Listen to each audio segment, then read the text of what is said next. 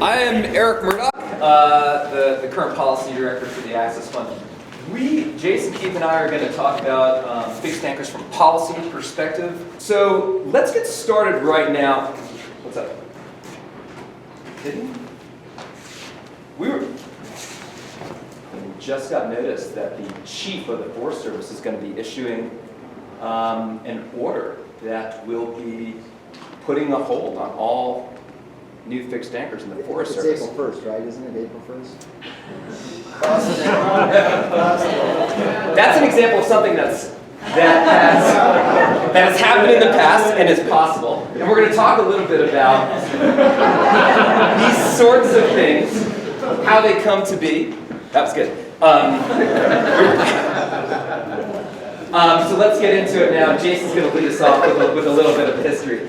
Well, just a little joke to get things started. You know, there actually have been times in our not so distant past where that threat has actually been real. There have been, periods when fixed anchors, particularly in wilderness, there have been proposals to ban them nationwide. And so, while it's funny to think about that on April 1st, it's actually something that we need to be aware of and something that is in our past and that we need to be really proactive about so that we can kind of make sure that we help define our own future going forward. What we really want to talk about today are how did we get where we are now? I mean, as Eric said, I did a presentation about this in 2012 at the first conference, and at that time, what I was trying to convey to folks, especially route developers, is that the golden age is really past, and that there's going to be more regulation going forward. And there's a lot of evidence for that. And I want to kind of take you through what that evidence is really quickly now. But mainly what I want to talk about is where are we with the different regulations for different land agencies. I mean, right now, climbers are being more regulated than ever before, especially with respect to fixed anchor placement management, removal, replacement, and all that. There are a lot of reasons for that. There are more climbers, there are other interest groups out there, whether they're sort of conservation interests that just don't like when climbers drill holes in rocks, or maybe it's other user groups that are just bringing more pressure onto public lands. There's also a lot of regulations that are on the books, and climbers are now just sort of getting on the radar of land managers, and they're just sort of applying what's already there to us. So what we really want to do is just kind of talk about, really quickly, I don't need to go into all these case studies, but what these slides show, the red show events where there's been more regulation on public lands. Go ahead. Initially, in the days of the Wilderness Act, that was truly the golden era. We were under the radar. We could do whatever we wanted. As things got further along, there became more planning and more management.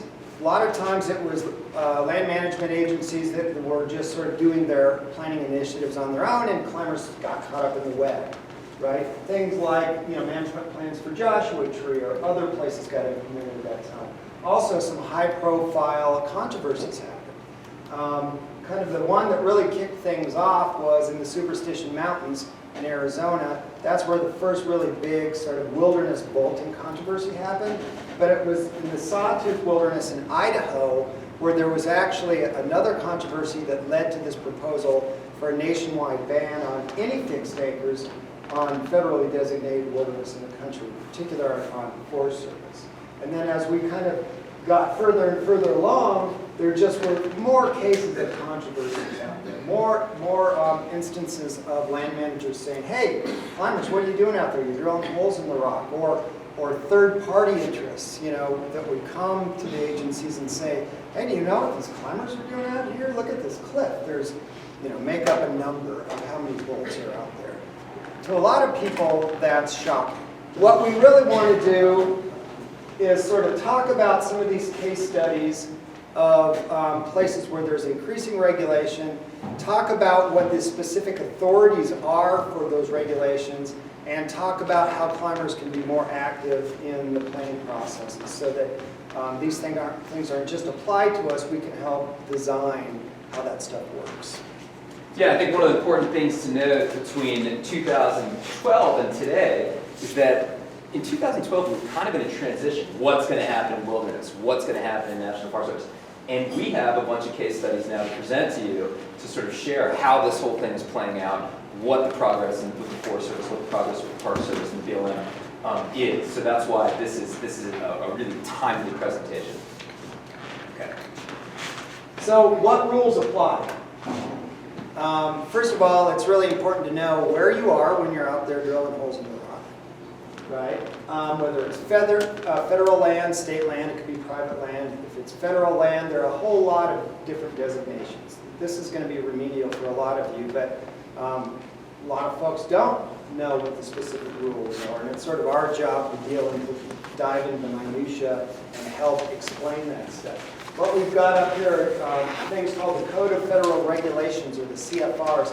These are standalone rules that apply to every federal land management agency. Each one has their own, but there are a lot of consistencies, and we'll get into some specifics on that too. NIBIA, the National Environmental Policy Act. It's not the Protection Act, like you say. It's the Policy Act.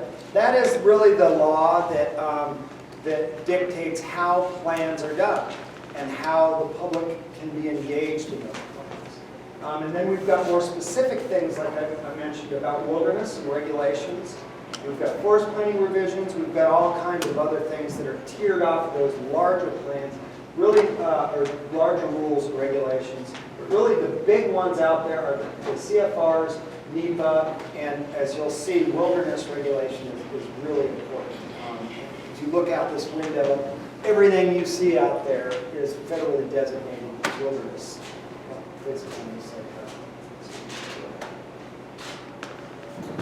So, what did the Code of Federal Regulations say?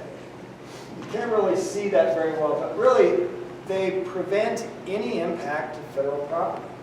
Now, what we've come to learn is that there's a lot of discretion with land managers at the local level, and they can define these as they want locally. You know, we're often in the position of challenging some of these interpretations and saying, well, wait a minute, all these forest districts next to you don't define this to say drilling a hole in the rock is a violation of federal regulations. So we're often in this kind of process of trying to bring some consistency and sideboards to what these regulations say, but they're pretty clear, black and white rules that say no impact to federal property, no impact to mineral resources. There's also regulations that prohibit abandonment of property. What is a boat when you leave it behind? Is that your property? Is that public property? Is it abandoned? We go through all these interpretations over and over and over at a range of places. And one more thing about that is that with the Code of Federal Regulations, there are the Bureau of Reclamation, the Bureau of Land Management, the National Park Service. Each has their own variety of these, but they all have the same concept. You're not allowed to damage natural resources, mineral resources. You're not allowed to abandon property. And you're not allowed to create unauthorized structures. All of these things could be interpreted as the routes they would do. And that's why it's really important that the Access Fund and all of our local advocates and all of you folks are the ones that are engaging with the land stewards, with the land managers, to sort of present what climbing is. They're not born, they don't know what climbing is all about, and that fixed anchors and climbing in general should not be interpreted as conflicting with these CFRs.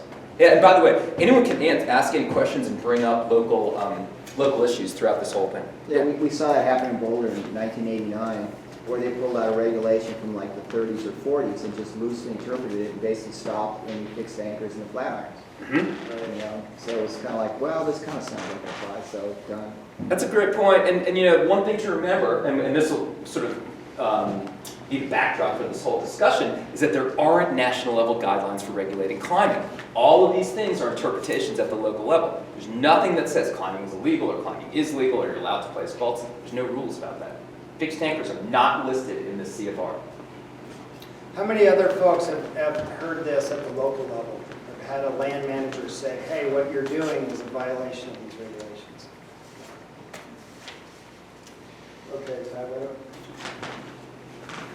So NIBIA, as I mentioned this before, NIBIA is this national law that requires a planning process. Basically, it says agencies need to be informed when they make decisions. What triggers NIBIA? It's any real impact to the physical or social environment. So what we're seeing nationally, and there are also some national initiatives by the Forest Service. They have a new planning rule that dictates how NIBIA is implemented. The BLM has got a new initiative called Planning 2.0 that is actually a pretty good initiative that it tries to encourage more outreach to stakeholders. But the point is, more and more people are looking at the climbing experience and the climbing resource and saying, hey, wait a minute.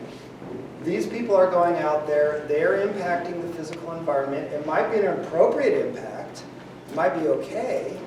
They're impacting the social environment also, but this should be planned for. So you want to talk a little bit? The NIBIA process can be invoked for very small things like a bulk permit, and Mark Butler knows very well, like when a bolt is supposed to be permitted was applied for a permit at Joshua Tree. That's the NIBIA process. They go and they look at the application. They say this is good. This is a couple of week process. But the NIBIA process could also be a 5-year plan. So it sort of has a lot of different scales.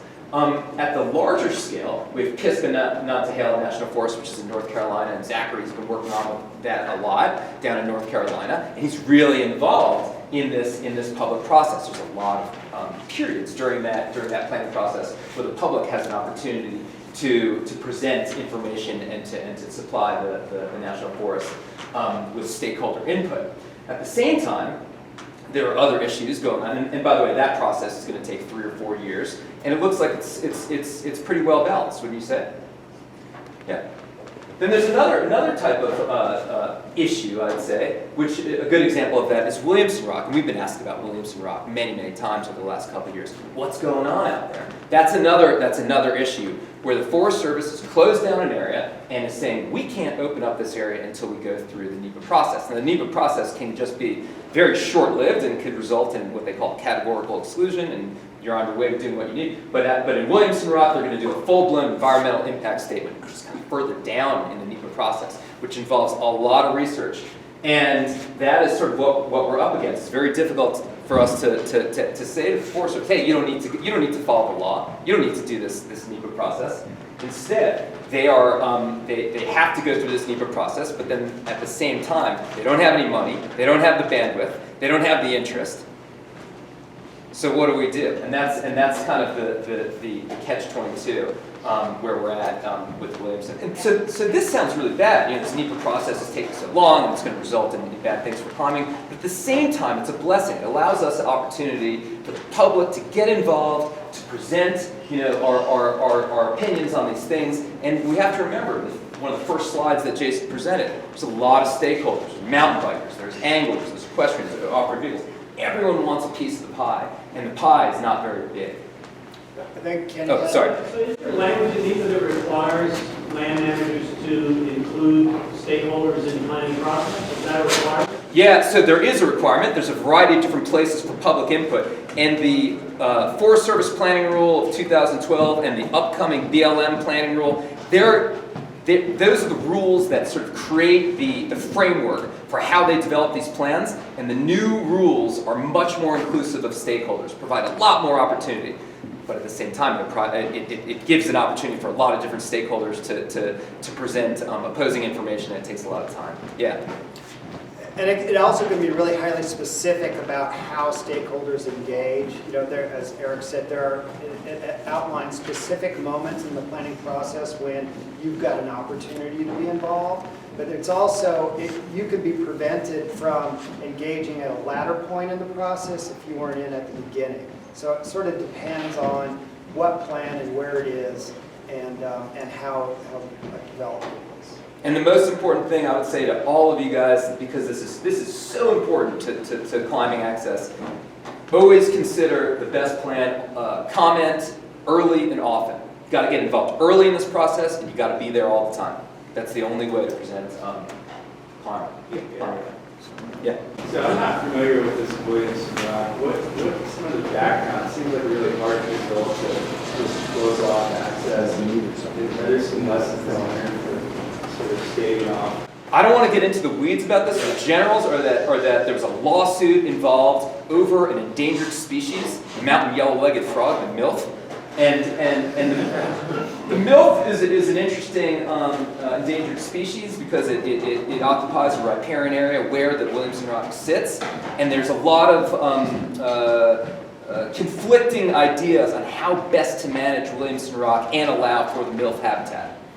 We can talk about it more. It didn't help that the district ranger, the building burned down where all the files were, so that delayed things in the advance. So there's a lot of specific things. Okay, so it sounds like it's going off. Yeah.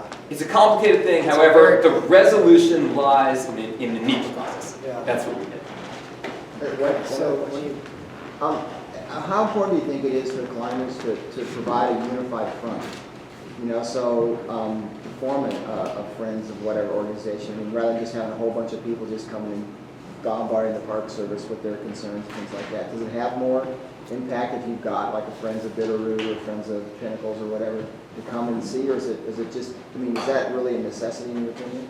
Well, the Friends of Bitterroot, by the way, is not the climbing organization. That's the environmental organization. But I think that we do need to be presenting similar information. But at the same time, it's really important for the agencies to get a lot of different feedback from a lot of different people. If they're just getting one letter from the Access Fund presenting our wonky interpretation of what should happen, that is not nearly as powerful as 100 letters from people who love the area and say that they, have a lot invested. So it's a combination of the two. yeah, by the way, it's not just climbers. I think, yes, it's important to be on the same page. There needs to be a lot of different voices, but where you really can be effective is when you bring in a diverse coalition that shares your opinions. So we'll talk about that in a little bit here, but to the extent you can get out of sort of the climbing community and get people in the conservation community, or maybe it's the equestrians or whatever, to come in and meet with the land manager and share some of your advocacy points, that's where you really get a lot of currency. Wilderness? Yeah. So let's move into wilderness. So a lot of the focus, the only national level guidelines right now for climbing relate to wilderness. And it's interesting that this is a map up here of all the wilderness areas in green and all of the climbing in wilderness in blue. And the climbing in wilderness is about 7% of our climbing in the United States, but that really doesn't do it justice, that 7% number. Most of our iconic climbing areas, like Yosemite and Joshua Tree and North Cascades and the list goes, Grand Tetons, the list goes on, are in either designated wilderness, proposed wilderness, recommended wilderness, or wilderness study areas. So it's really important to recognize that the wilderness is the most protected real estate we have in the country, and it also holds some of our most important climbing resources. BLM, like I said, everything you see out here is federally designated BLM wilderness. Actually, Red Rocks represents probably 90% of the wilderness climbing on BLM lands that's out there. There's a huge amount of proposed wilderness, or in BLM parlance, that's a wilderness study area. So that's like half of Utah. There's a wilderness study area, basically, and a lot of other places around the country. But the BLM rules on wilderness were really the first ones that came out that had a national structure that dealt with bolts in wilderness. And this framework came out of what was called the negotiated rulemaking process, which was a Forest Service process that was responding to the sawtooth controversy in Idaho. But basically what these rules say is no power drills in wilderness, right? And you may need to get prior authorization before you place a bolt. Now that's important because when we get to the Park Service, it's a shall get prior authorization. The other aspect of this that is really key is you can't have sport climbing. So even if you're hand drilling, you're not supposed to go out and, how do you define that? We're all going to have our own definition of what that means. That's really kind of the trickiest part of interpreting these policies, and we'll talk about that a little bit more too. But BLM, this was back in 2007. They've kind of, in 2010, added more, another coat of wax to this. the manual was 12. And, but again, like I said, most of this really applies to Red Rocks, but there are a lot of other wilderness study areas around the country that could be implicated by this management policy.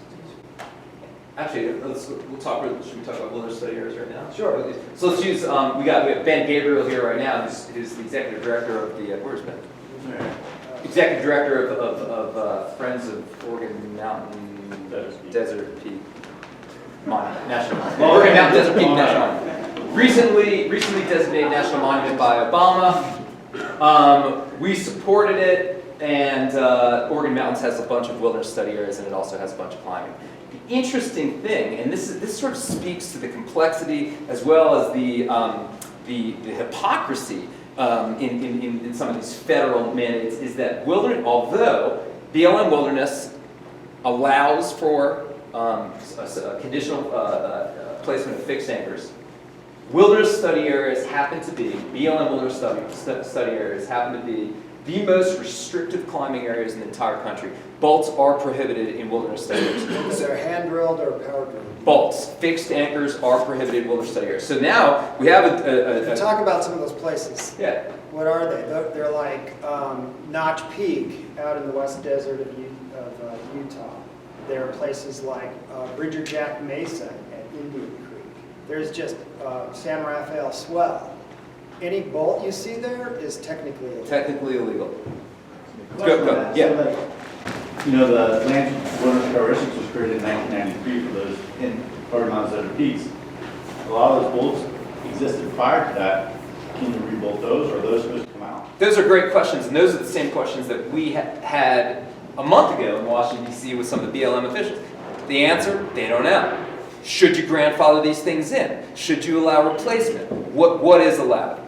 So, in the case of Oregon Mountains, what do? We're supporting, this is one of those cases where we're having the area designated as a wilderness is much better for climbers. So it's not as cut and dry. In this instance, we want wilderness in order to protect fixed anchors. In other situations where there are loads of fixed anchors and a wilderness designation would cause problems, we might not be in favor. We might be in favor of another designation. So it's very complicated, but this is one of those oddball issues where a wilderness designation would actually protect the fixed anchors of Oregon Mountains.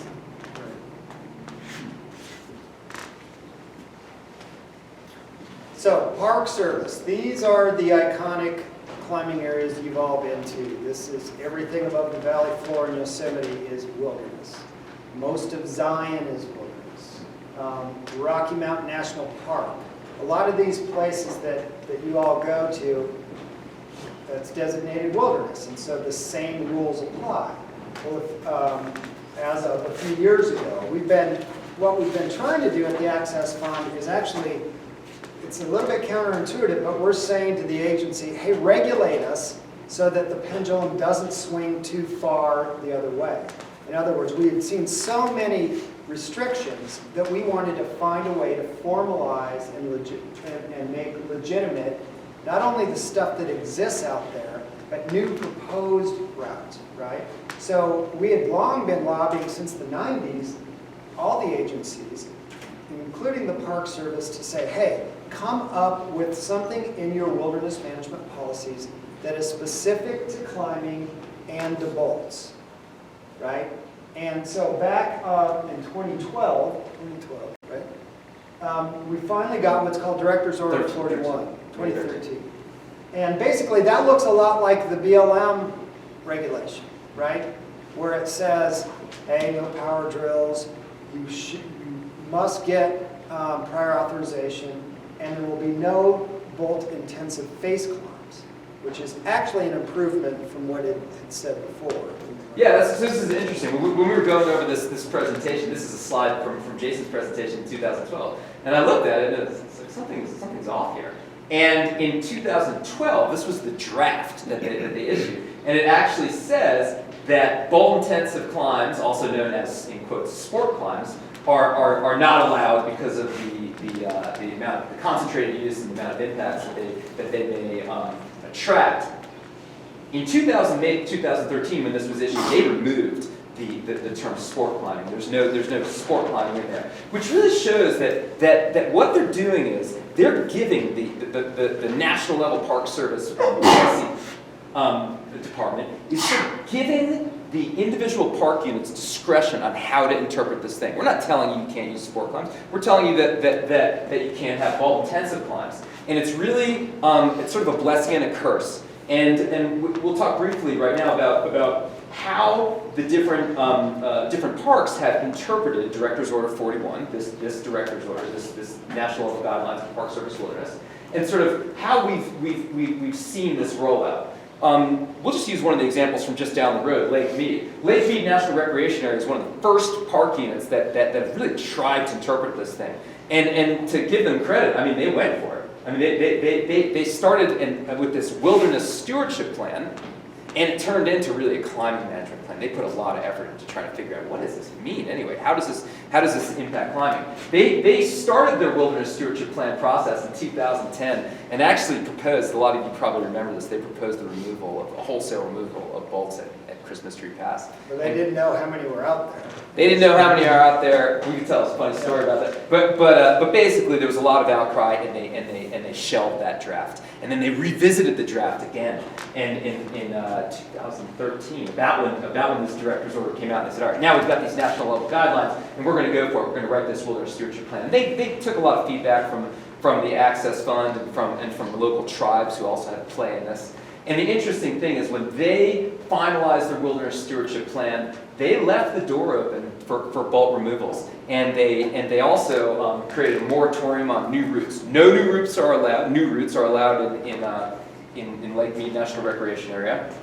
Bolt replacements are allowed with authorization. You have to ask the superintendent for authorization to replace the bolt, and then they'll evaluate that route.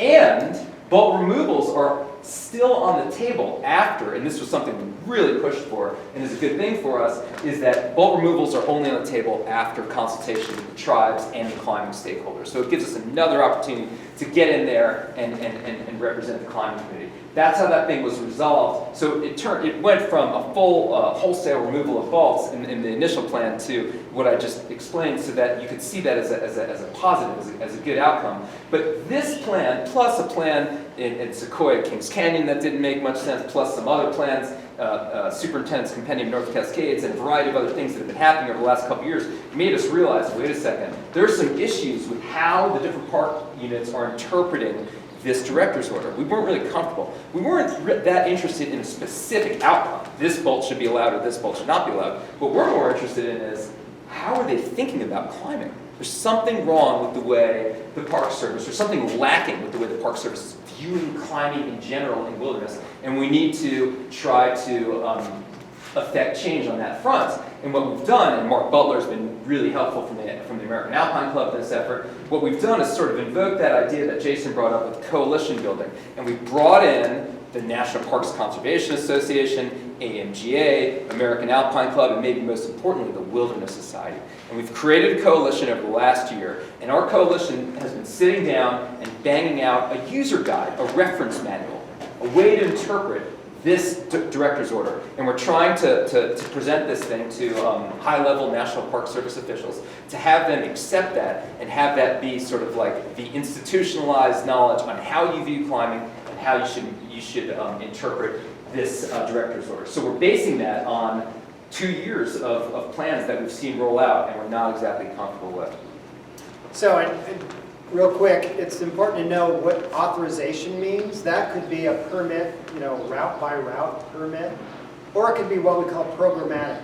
So an agency can say in a plan that a whole zone of their management area, subject to other sensitive resource issues like cultural resources or birds or whatever, that area, that zone can be authorized for new fixed anchor placements under a set of standards like no sport climbs or both intensive phase climbs, no power climbs. So even though it sounds really onerous, it can work pretty effectively depending on the park. And a lot of these places are really different. I mean, you think about what does Yosemite look like and the level of use there, that's wilderness, compared to like backcountry North Cascades National Park, that's wilderness.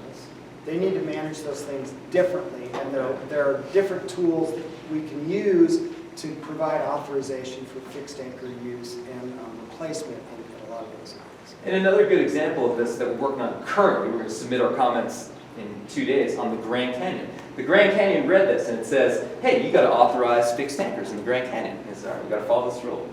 In their draft plan, it says you got to get permits for fixed tankers. And we went to the Grand Canyon and presented and said, hey, you don't have to do this case-by-case permit system. You can use that programmatic concept in the Grand Canyon. The Grand Canyon, you got to walk down in the canyon. The climbs are really distributed over a wide area. It's sort of more like alpine climbing. You got to make decisions on the fly. You got to be able to place faults. You might have to place faults.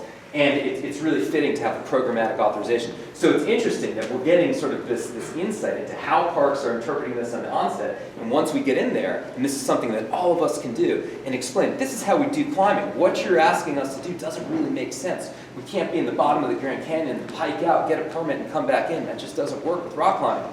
And once we presented that, they're saying, all right, you know, we think we can integrate this into the wilderness management plan.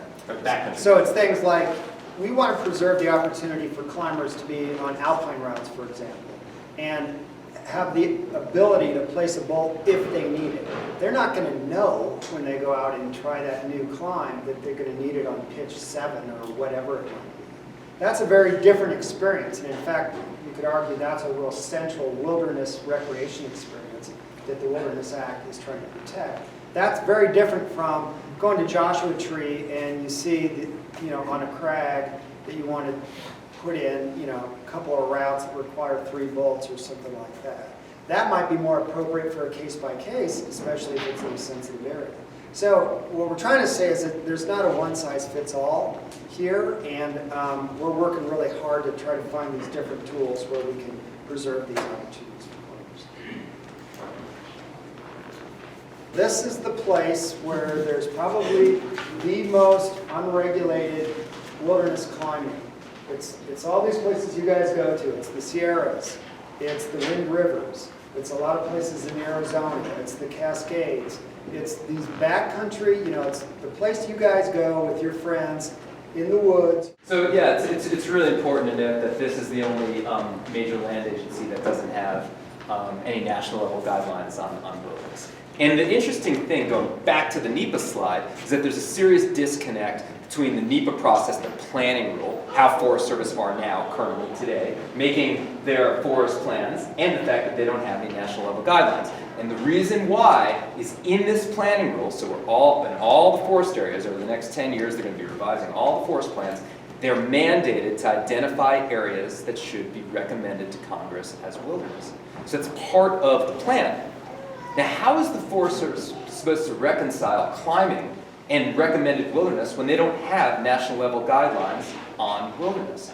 So we're tasked with this sort of idea of, well, how is the Forest Service going to manage climbing and wilderness, and how should we sort of engage in these planning processes where we have to talk about recommending wilderness, proposing to recommend wilderness, and actually recommending wilderness. A great example of this, and we've got some of our Tucson locals here, is Cochise Stronghold, which is on Coronado National Forest. Coronado National Forest is revising their management plan, and one of the areas that is on the table for recommended wilderness is Cochise Stronghold. Now, if you've been to Cochise Stronghold, there's, I don't know, how many bolts are in Cochise Stronghold?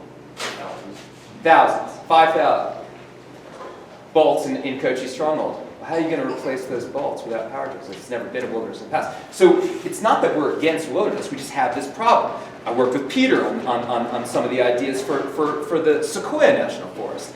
How can you recommend wilderness for Needles National Monument when you have thousands of bolts in established routes? How are we going to replace those bolts? You're creating a problem, a management problem, if you do that. So we are sort of coming up with these interesting proposals to the Forest Service to cut out certain climbing areas out of the recommended wilderness, to modify boundaries, and to try to be able to support wilderness alongside the Wilderness Society, but also to be able to protect our own interests. So it's creating this interesting landscape where we're not sure where everything's going to stand because we don't have those national level guidelines.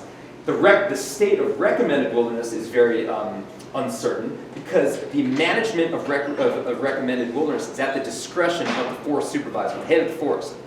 They can choose to manage that area as wilderness, and use all the Wilderness Act to support the regulations, or they can just manage the area to maintain the integrity of the wilderness and have a little leeway. Maybe they could allow power drills on recommended wilderness for bulb replacements. So there's a lot of gray area right now. It's causing a lot of problems because we're coming to a head where we don't have that national level policy that we're pushing for so hard, and we do have this massive push to revise all the forest plans. So why don't we get on with it here. So we focus a lot on the wilderness stuff because that's where a lot of our iconic climbing areas are, and that's also where the most controversy is. But as we sort of started this talk out, it's just really important to know, where are you doing your route building? Who owns the land? What are the rules there? I mean, there's all this non-wilderness federal land, right? It's BLM, Park Service, Forest Service. I have some examples up there, but you guys all know dozens more. Fish and Wildlife Service, they manage a little bit. There's all these other federal agencies where there's climbing, and then there's sort of like everything else. There's all these state lands, right? And there's private lands. A lot of stuff back east, in particular, stuff that Zachary works on. That's private land, and they can make their own policies too. So it's really important to know where you are, what the rules are, and how you can engage in a proactive way and sort of preserve these climbing opportunities. Yeah, I'd say a lot of the regulations that we've seen across the country that don't really make sense to us are a product of us not getting in there early and presenting what it is to be climbers. And I couldn't impress upon that more importantly. So anyway, that's it. That's really kind of what we wanted to talk about. But what we're really trying to convey here is that we, as you just said, what we really think about is how can we organize the climbing community across the country to be more engaged on the front end. Historically, it's been allowed unless prohibited, right? You can go and drill unless there's a rule that says you can't. That's still the case in a lot of places, but increasingly there's more and more places where it's prohibited unless allowed. So we believe that it's really, even though it's a paradigm shift from where we were even recently, where, hey, the golden age, I mean, is there anything more fun than going out in the woods with your buddies and exploring and putting up new climbs? And that's awesome. What we're trying to do is still protect that experience, hopefully through programmatic authorizations, but we're also trying to prevent sort of the train wreck of over-regulation, because there's a combination of land managers that are not doing their job, or they're under-resourced who can't do their job, and climbers that are out there that may either wittingly or unwittingly be putting up routes, right? But that's kind of really the nut of this whole presentation, is that we feel like we're getting closer to more and more regulation. The evidence is overwhelming that it's going that way. We can either be proactive as climbers and try to figure out how to best preserve our opportunities, or we can let the regulations happen to us. So how much would you say local economics can come into play as far as how these rules are interpreted? So that study on the red, economics study that came out on the red? Yeah. So the question was, how does local economics affect climbing management? And it's variable. It depends on the place. With the new Forest Service planning rule, they are supposed to consider local economics, local communities. How do the decisions that the Forest Service make affect the local economics? How does it affect the local community? And in that case, that is something to consider. In other cases, they don't care about local economics. So it's variable. it's one of many things that they're required to look at under NIBIA, but to take the economic argument and apply it to bolt policy, it's never been that granular, really.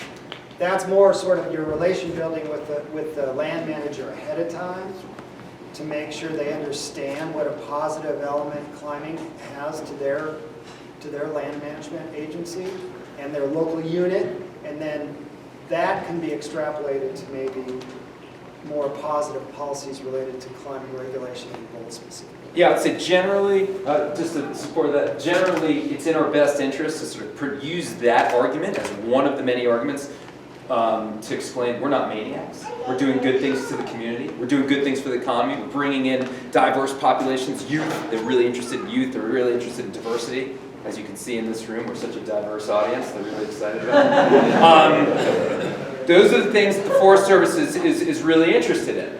And any argument we can make that speaks to that is only helps us in those relationships.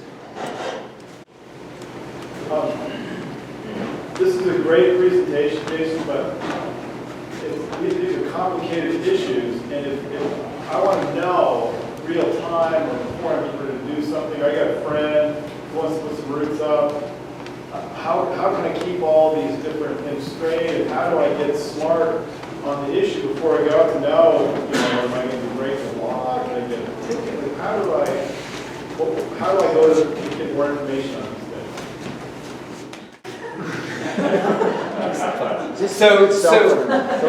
So you got to ask, right? You got to know where you're. The first thing is you got to know who owns the land. That's the first thing. Who owns the land? Who's managing this land that I want to put over root? You also have to connect with your local climbing organization and connect with us to understand what are these regulations. If that doesn't give you the right answers, you got to reach out to the land manager and ask them about these things. Yeah, that's what I wanted to reiterate. It's just that we're going to try to post the proceedings of this online. I mean, some of these videos are going to be able to drive to the release. But when in doubt, it's okay to call us. Yeah. That's why we're here. Call Katie. It's okay to pick up the phone and track us down and call. We got 18 full-time staff now. I mean, this is your organization. If you don't know the answer, try to find a website and just call. Yeah, that's what the Access Fund does. And as Eric pointed out, our staff is as big as it's ever been. We're as effective as we've ever been. We've got great partners in the American Alpine Club. All our local climbing organizations, they're all over the place now. They are also as effective as they've ever been. A lot of these folks are amazing. So like Climbers Alliance is awesome, as an example. So feel free to call us, and also, you might have a really good community where you live that can help out with that too. For the last question, the only thing I would add is if you haven't availed yourself to it, you probably have a similar resource, but wilderness.net is a great online tool for figuring out where the wilderness areas are. So you can really easily pinpoint exactly where your crag might be and where it relates to Forest Service or wilderness. But I wanted to ask, obviously you guys are on the front lines, you're out there looking at these different climbing areas. What does the landscape look like? I mean, in wilderness areas, whether it's Park Service or Forest Service, are you seeing new route development being allowed? Is that 50% of the areas here, for example, we can't yet, but are you seeing that that's a fight we're winning? What is that looking like? Well, the first thing, I'll let you answer the second. The first thing about figuring out where you are, I'll just give a plug. So we just created a GIS program with the Access Fund and Outdoor Alliance. And we spent about a year developing a land ownership database. If you call us up and ask us who owns this land, who manages this land, we can give you an answer, a conclusive answer every time. So that's an important thing that you have to realize that it's available to you. I'll let Jason answer the more difficult question. The winning question, are we winning? Is that the second? How many areas are Yeah, I guess what's that looking like? Are land managers, whether it's Forest Service, Park Service, BLM, are they saying in certain areas that we can point to when we're talking to our land managers and saying, yes, in this area, there is new route development, and this is what it looks like? Yes. So the short answer is yes. I mean, I think, a lot of what this is we are feeling the pendulum moving towards more restriction, right? But what we're also doing, and this is the work that the policy team does at the Access Fund, is we're really trying to modify how those restrictions are being applied so that they make sense and that we preserve opportunities and protect these places too, right? So, I do think there's more and more regulation than there's ever been, but there's also better and better plans than there's ever been. And we have examples for you. I I'm assuming you're thinking about BLM, but you, the Las Vegas Climbers Liaison Council, work in a lot of different areas. We've got examples of success stories. So if you, that's another reason why to call us. If you are having trouble with your local land manager, they just don't know. They're not exposed to climbers, right?